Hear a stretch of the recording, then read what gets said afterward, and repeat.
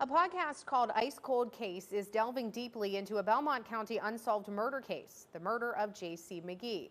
The podcaster is strongly motivated because J.C. McGee was her father. Madison McGee lives in California and has spoken by Zoom to our DK Wright about what she's learned and what she intends to find out.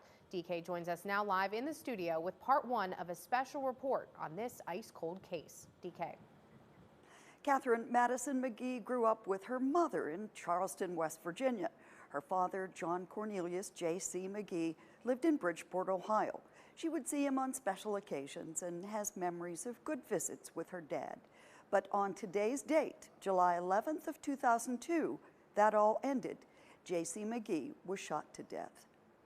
So my family told me that my dad had a heart attack and passed away. When she was 16, Madison learned her father had been murdered, but no one was ever tried or convicted. And so I think that made it a little worse. As a millennial who grew up with true crime shows, her journey became clear.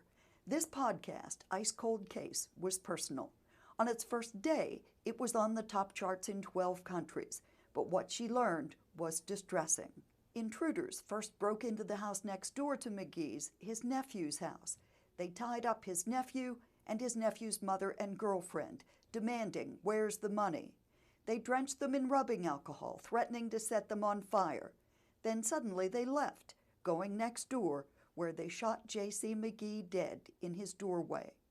But the three eyewitnesses gave wildly varying descriptions of the intruders and their vehicle. As far as their hair, going from shaved head to cornrows to afro to there were 3 people there. No, there were 4. Actually, it was 8. No, it was 4.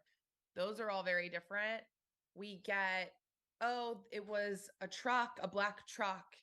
Oh, it was a black van, purple PT Cruiser, black SUV. The ever-changing statements have confounded 3 sheriff's administrations. Somebody out there knows exactly what happened. All they got to do is speak it.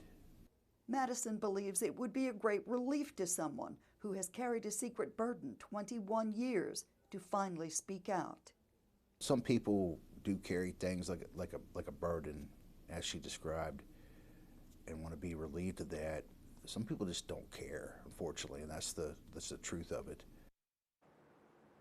More about the investigation and strides in technology that could break the case tomorrow in part 2 of Ice Cold Case. DK Wright live in the 7 studio.